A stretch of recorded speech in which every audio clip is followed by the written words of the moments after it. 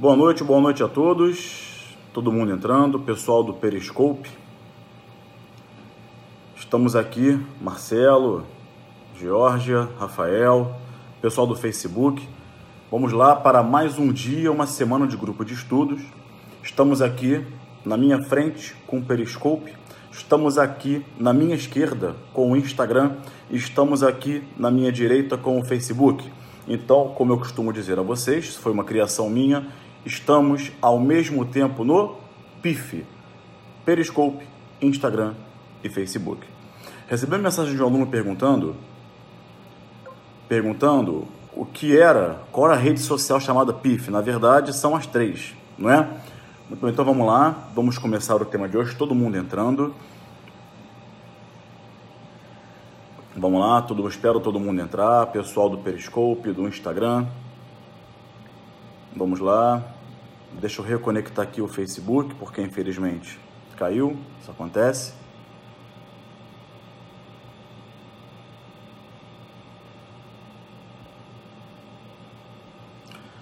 Vamos lá, estamos aqui. Ok, podemos começar? Deixa eu conectar aqui o Facebook, tá, pessoal?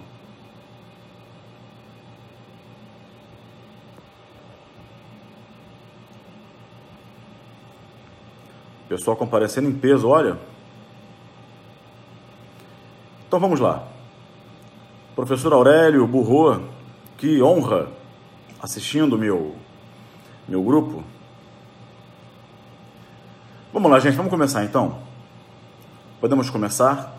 O tema de hoje é um tema muito simples, mas cai em concurso. Qual é a grande vantagem disso? Quando o tema é simples e cai em concurso, todo mundo consegue pontuar. A nossa missão no concurso é fazer ponto. Quem passa em concurso, afinal de contas? Quem faz mais ponto na prova. O critério é um só, o critério é objetivo, é fazer a pontuação mínima.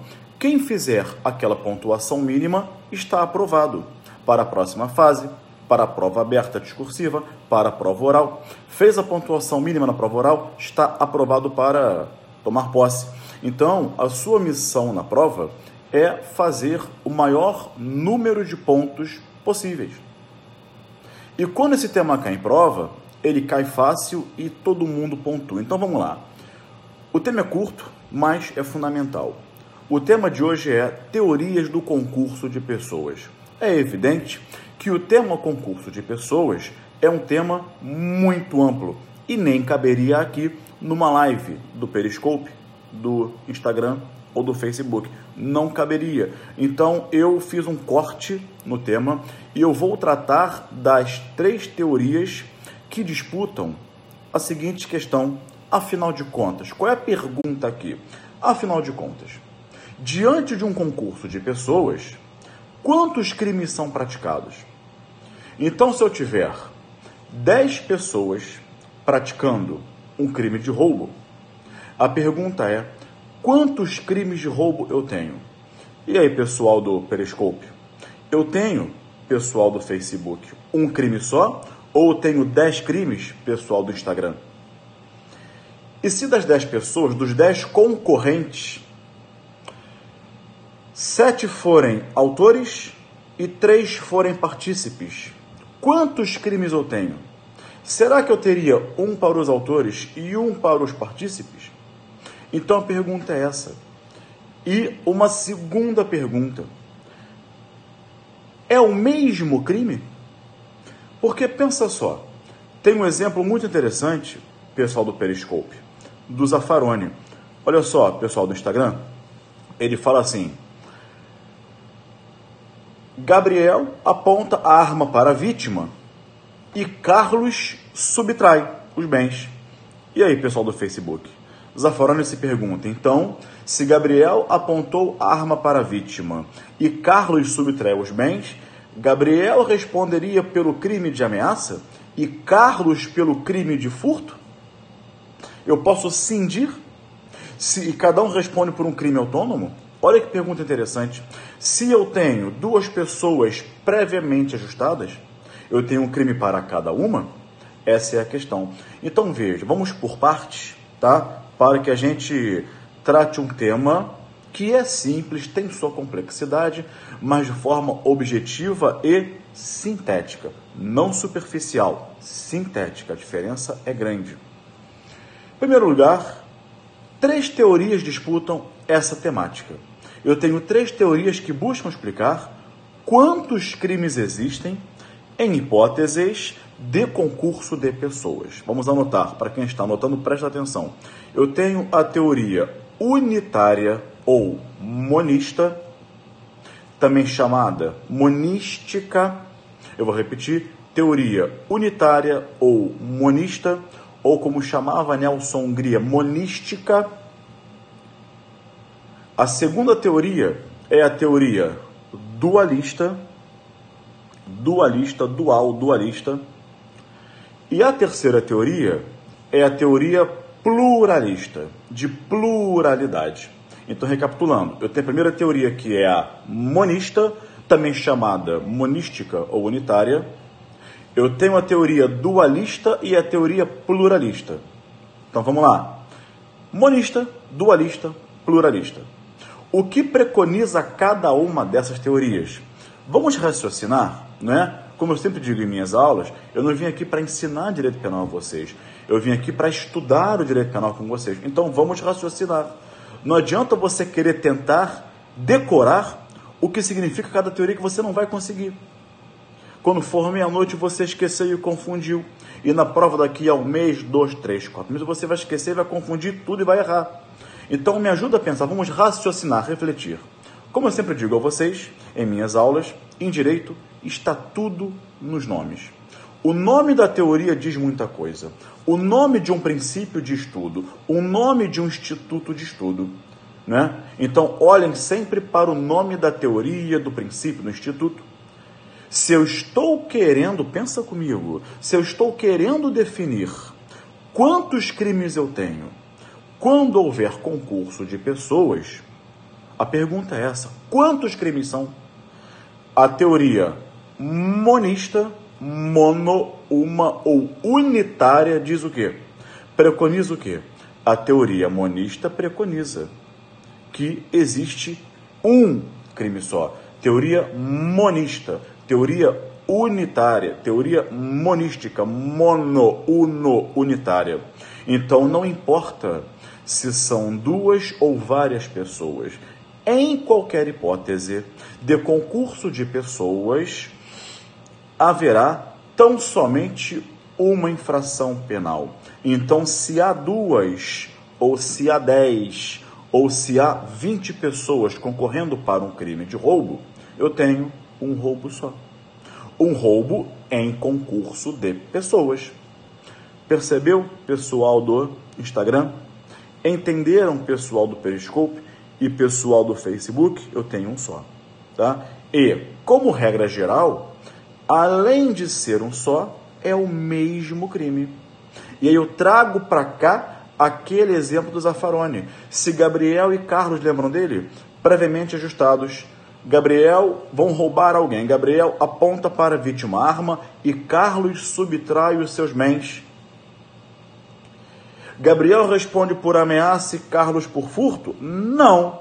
Se eu tenho um crime só, Gabriel e Carlos respondem por roubo. E vamos além. Como regra geral, o crime é o mesmo para todos. Roubo para o Gabriel e o mesmo roubo para o Carlos. Por que isso é importante? Você vai entender daqui a 10 minutos. A segunda teoria dualista, não é? Dualista, dual, dualidade. Lembra de duelo, 2 pessoas? Para a teoria dualista, vocês já podem, não é adivinhar. Porque adivinhar, você dá um chute e você adivinha ou não. Vocês podem concluir. Depois que a gente faz um raciocínio, a gente conclui, a gente não adivinha. Então, vocês podem concluir pelo que eu falei para vocês até agora. Para a teoria dualista, dualidade, quantos crimes eu tenho? 2. Então, havendo concurso de pessoas, sempre haverá 2 crimes. Como assim 2 crimes, Gabriel? Um crime para os autores e o outro crime para os partícipes. Perceberam isso?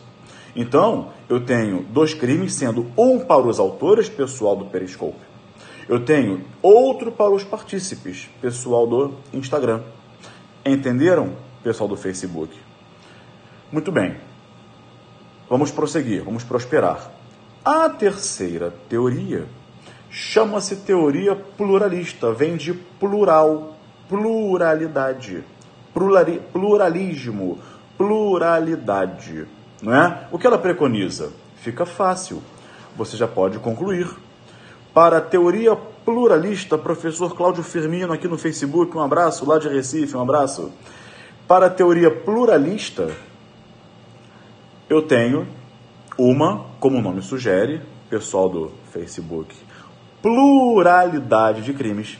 Eu teria um crime para cada concorrente. Gabriel, não entendi. Não, você entendeu. É claro que você entendeu.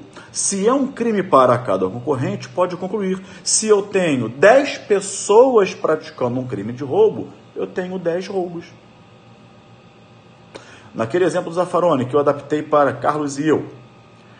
Se Gabriel e Carlos roubam alguém, eu tenho 2 crimes. Se fosse Gabriel, Carlos, o Júlio e o Felipe, 4 pessoas, 4 crimes. Tá bem? Entenderam o que preconiza cada uma das teorias? Muito bem. Agora a pergunta é, qual foi a teoria adotada? A resposta está na lei. O Código Penal dá a resposta. A resposta está lá no artigo do Código Penal, que eu não vou falar qual é. Mas vejam, não existe um artigo que diga assim, o artigo, neste Código Penal adota-se a teoria monista. Não. Ele fala com outras palavras, não é? O artigo 29 fala assim, presta atenção à redação e veja se algum dia, durante seus estudos, vocês tiveram essa percepção daquela palavra lá do artigo 29. Quem tiver com o código na mão, abra aí. O artigo 29 fala assim, quem, de qualquer forma, concorre para o crime, quem, de qualquer forma, concorre para o crime, incide nas penas ele, combinar na medida, etc. Na medida da sua culpabilidade. O artigo 29 fala, do concurso de pessoas é o capítulo, né? Incide quem, de qualquer forma, incide nas penas a este combinadas. Então, olha o começozinho lá. Quem, vou repetir, de qualquer forma, concorre para o crime. Se o artigo 29 está no capítulo do concurso de pessoas e fala o crime, a conclusão é, havendo concurso de pessoas, eu tenho um crime só. Está no Código Penal. Quem de vocês já teve essa percepção lendo o Código Penal? Da palavra crime, das expressões o crime. Se é o crime, eu tenho um crime só. Não fala, né? Quem de qualquer forma concorre para os crimes, não fala o crime, então eu tenho um crime só. A teoria adotada foi a teoria unitária, ou monista, ou monística. Tá bem? Isso, até aqui, essa é a primeira parte. Vamos agora à segunda parte, porque eu preciso fazer com vocês um segundo raciocínio. E cai em prova. Que eu diria que é o principal, tá? Como regra geral, além de ser o único crime, é o mesmo crime. O mesmo crime. Quem foi meu aluno sabe disso, não é? Aliás, o pessoal perguntou quando é que vai sair meu curso de Direito Penal 2018. Em março, eu vou lançar o curso 2018 atualizado, tá? Esperem porque vai ter desconto de lançamento, tá? Então vejam, em regra é um crime só e o mesmo crime. Então eu posso dar-lhes centenas de exemplos. Você e eu praticando um estelionato, temos um crime de estelionato. A e B, para fugir lá de Caio e Tício, num barco que afunda, só tem um colete salva-vidas, para fugir do exemplo decorado, que isso aí já não ajuda mais ninguém. Isso, ninguém percebeu isso até hoje, isso não é mais estudo, isso é decoreba de exemplo. E aí o professor que não tem imaginação fica repetindo o exemplo, você decorando e você finge que aprendeu, não aprendeu, decorou o exemplo. Então, se A e B praticam um crime de concussão, ambos são funcionários públicos, eu tenho o mesmo crime de concussão. Se o prefeito municipal e o governador do estado exigem vantagem indevida de uma empreiteira para autorizarem uma obra no município e no estado, da mesma empreiteira, bom, ambos cometem o mesmo crime de concussão. Isso é fácil. Então, resultado, lembrando, é um crime só e, em regra, o mesmo crime. Entendeu, pessoal do Periscope, pessoal do Instagram, pessoal do Facebook? Agora eu quero fazer uma pausa para mandar um abraço ao meu querido amigo, ao meu querido irmão que está me assistindo, professor Alexandre Flecha, uma das maiores autoridades da atualidade do processo civil brasileiro. Quer aprender o novo CPC? É com Alexandre Flecha, tá bem? Então vamos lá. Agora, existem exceções. Eu pergunto a vocês, o que cai em prova? Não vai ser esse blá blá blá, que estamos, não é um blá blá blá, é importante, mas assim, blá blá blá comparando com o que eu vou falar agora. Essa é a parte fácil, cai em prova? Cai, mas o que vai cair é a exceção. Amigos, pensem comigo. Em alguns casos, eu até tenho, presta atenção, vamos manter aquele ambiente de sala de aula, sem comentários, sem ficar falando, né? Vamos ensinar, a gente não consegue caminhar juntos. Então vamos lá. Silêncio. Ambiente de sala de aula. Silêncio. Amigos, presta atenção. Eu tenho duas pessoas previamente ajustadas com condutas relevantes que vão praticar uma infração penal. Só que eu tenho, nesse caso, uma infração penal para cada um. Por exemplo, o governador do estado, que é um agente público, solicita vantagem devida à propina de um empreiteiro para autorizar uma obra. Ok? Ou para fazer a empreiteira ele vencer aquela licitação de alguma forma. Tá? Aí eu pergunto a vocês, bom, estão previamente ajustados? Estão o governador, que solicitou a vantagem, solicitou, não exigiu, solicitou a vantagem, e o empreiteiro que pagou. Pergunto, são duas pessoas? São, pessoal do Facebook. Estão previamente ajustados? Estão, pessoal do Periscope. As condutas são relevantes? São, amigos do Instagram. Só que eu tenho um crime para cada um. O governador do estado praticou, ao solicitar o crime de corrupção passiva, ele é autor da corrupção passiva, e o empreiteiro, dono da construtora, praticou o crime de corrupção ativa.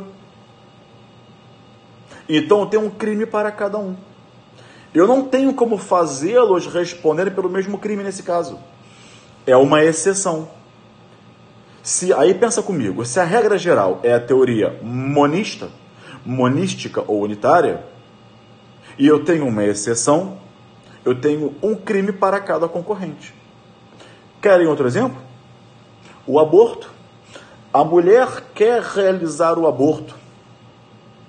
Ela consente que alguém realize nela o aborto. A gestante praticou o crime de consentimento no aborto. Provocar aborto de si mesmo ou consentir que outro lhe provoque. Aborto consentido, chamado. Artigo 124 do Código Penal. Aliás, dou-lhes uma dica infalível e inesquecível. O autoaborto, ou aborto consentido, do artigo 124 do Código Penal, é um crime de mão própria. Só a gestante pode praticar. Portanto, em qualquer hipótese, em qualquer caso, em qualquer exemplo, em qualquer prova, em qualquer caso concreto, a gestante sempre estará no artigo 124. Sempre. É o crime dela. Não existe nenhuma possibilidade de a gestante estar em outro tipo de aborto, como 125, 126. Ela sempre estará no artigo 124. Então, voltando, a gestante que consentiu no aborto praticado por um médico, praticou o artigo 124. E o médico? Eu tenho um tipo específico para o médico que realizou o aborto com o consentimento da gestante, que é o artigo 126. Então, eu tenho um crime para a gestante e um crime para o médico que nela realizou a manobra abortiva, por ela consentido. Nesse caso, notem, eu não tenho como encaixar o médico no 124, porque não é mulher, não é gestante, é crime de mão própria. Como também não tenho como encaixar a gestante no 126, porque o crime dela é o 124, não é? Então, quer dizer, eu tenho um crime para cada um. Nesse caso, eu não vou afirmar, segundo a teoria monista, que eles praticaram um crime só, porque não foram dois, e que eles praticaram o mesmo crime, porque também não foram dois, a gestante no 124 e o médico no 126. E tem mais exemplos. Querem ver? Outro exemplo. Descaminho e facilitação de descaminho. Gabriel vai entrar no Brasil com mercadoria permitida, mas sem pagar a tributação devida, o imposto de importação. O Carlos é o fiscal da alfândega lá no aeroporto. Eu tô cheio de muamba na mala. E o Carlos é o fiscal. E eu disse, Carlos, eu vou chegar no dia tal, no voo proveniente de Nova York, eu vou estar de camisa cinza de botão, manga comprida, de calça jeans, você vai me ver. Vai me ver. Não uso boné, óculos, nada disso. Tá normal. Ok. E aí, o Carlos me vê passando, fiscal da alfândega, e finge que não me conhece, olha para mim e fala, passa, meu filho, passa. Estamos previamente ajustados. Só que Gabriel, atenção ao que eu vou lhes falar agora, o Gabriel praticou crime de descaminho. E o Carlos? Notem que, em princípio, o Carlos seria partícipe do meu descaminho. Só que existe um tipo penal autônomo para o Carlos, que é o crime de facilitação de contrabando ou descaminho, artigo 318 do Código Penal. Então, Gabriel está no artigo 334 e Carlos no 318. E estamos previamente ajustados. Ou seja, para concluirmos o raciocínio, existem hipóteses em que não será um crime só, serão dois, e por consequência lógica, não será o mesmo crime, serão crimes diversos. Nesses casos, como eu tenho um crime para cada concorrente, nesses casos excepcionais, a teoria, atenção que eu vou te falar agora, hein? Agora vem o pulo do gato. A teoria adotada foi a teoria pluralista. Ou seja, um crime para cada concorrente. Mas, Gabriel, se vocês são dois, por que eu não posso falar em teoria dualista? Porque a teoria dualista fazia distinção em um crime para os autores e um para os partícipes. Não é o caso. Então, nesses casos, adotou-se a teoria pluralista. Simples. Por que pluralista? Pluralidade. Um crime para cada concorrente. Ou seja, são hipóteses nas quais não se adota a teoria monista e adota-se a teoria pluralista. Eu vou deixar a transmissão gravada para depois, não se preocupem, tá? Pessoal do Instagram verá em 24 horas, do Periscope fica direto, Facebook fica direto. Então vejam, nesses casos, eu afasto a teoria monista e aplico a teoria pluralista. Ou seja, como regra geral, adota-se a teoria monista, monística unitária. Em algumas hipóteses excepcionais, adota-se a teoria pluralista. E a dualista não foi adotada em hipótese nenhuma. Viram como é possível tranquilamente adotar um tema complexo de forma simples, de forma acessível, objetiva e sintética? Não superficial, sintética. Muito bem. E aí vocês veem a doutrina falando assim, e aí é uma frase que te confunde. A doutrina fala assim: estamos diante, nesse caso, de uma exceção pluralista à teoria monista. Vou repetir a frase. Estamos diante de uma exceção pluralista à teoria monista.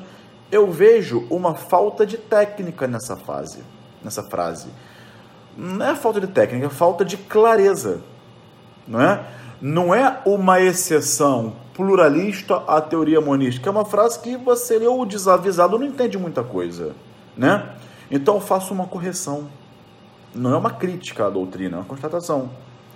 Eu diria assim: é uma exceção na qual adota-se a teoria pluralista em detrimento da monista. Portanto, eu não posso falar que no Brasil adotamos a teoria monista, ponto final. E não posso falar também, pessoal do Facebook, que adotamos a teoria pluralista e ponto final. Não.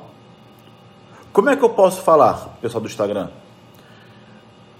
Em regra geral, adota-se a teoria monista, monística ou unitária.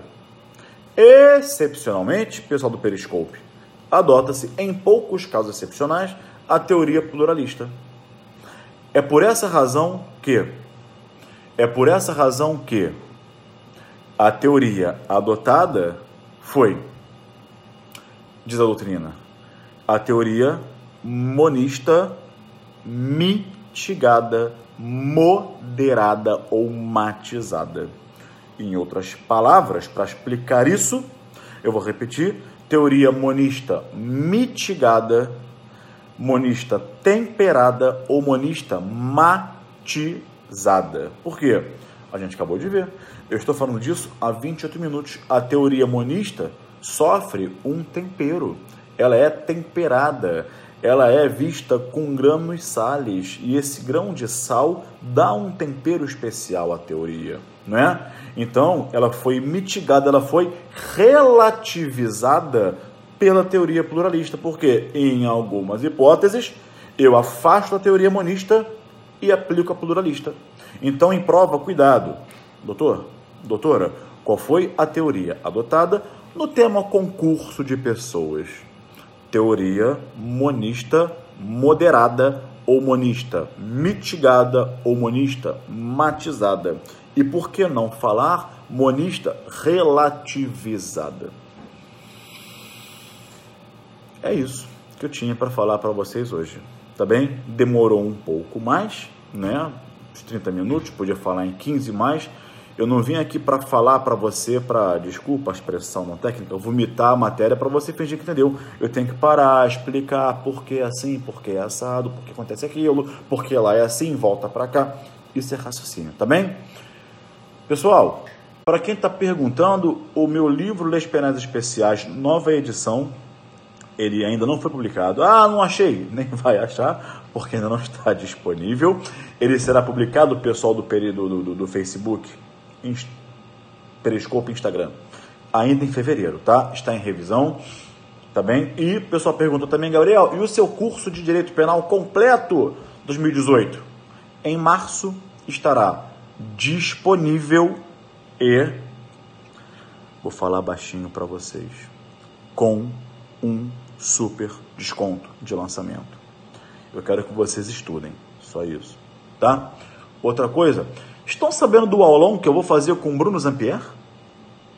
Direito Civil e Direito Penal, nós dois, na sala de aula, ao mesmo tempo, comentando as consequências, reflexos, naturezas do nexo causal no direito civil e direito penal, da prescrição no direito civil e no direito penal, da coação no direito civil e no direito penal. Ou seja, vocês terão uma aula de interdisciplinaridade. E eu garanto que o estudo de vocês nunca mais será o mesmo. Vocês vão decolar no raciocínio jurídico. Vocês podem usar essa minha mensagem como garantia pessoal do Periscope, Instagram e Facebook. Podem pegar essa minha mensagem, gravar, filmar, printar não dá que é vídeo, como garantia pessoal do que eu vou dizer agora. O estudo de vocês nunca mais vai ser o mesmo. Vocês estarão super avançados, com raciocínio jurídico, fazendo várias conexões e terão uma visão de unidade de ordenamento jurídico, unidade, né? Coisa única, vão decolar no raciocínio. Esse curso acontecerá em BH, no Supremo Concursos, será Vinícius Vilarinho, um abraço, será no Supremo Concursos, tá bem? Em maio, um sabadão. Quem for de BH pode assistir presencial, quem não for vai passar online. Onde é que você acha isso? Vou te dar o caminho, presta atenção, bonitinho, não tem como errar. www.supremotv.com.br. Isoladas. Direito civil. Interdisciplinaridade. Vou repetir, anota aí para não esquecer. supremotv.com.br. Clique em isoladas. Depois clica em direito civil. Depois você vai achar interdisciplinaridade, tá bem? Gabriel, qual é a data mesmo, hein? A data está na minha agenda, que está no celular. E como estão os três aqui, eu não consigo abrir agora, mas eu sei que é em maio. É um sabadão inteiro, tá bem? Amigos, no mais, foi um prazer estar com vocês. O nosso grupo acontece às quintas-feiras, porém, como amanhã teria um compromisso, eu não quis faltar com o grupo essa semana, então antecipei para hoje, tá bem? Então, foi um prazer estar com vocês. Um abraço, até o próximo encontro e tchau!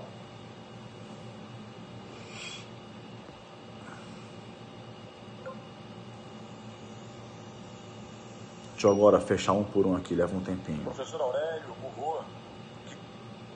Publicar, agora eu vou encerrar aqui.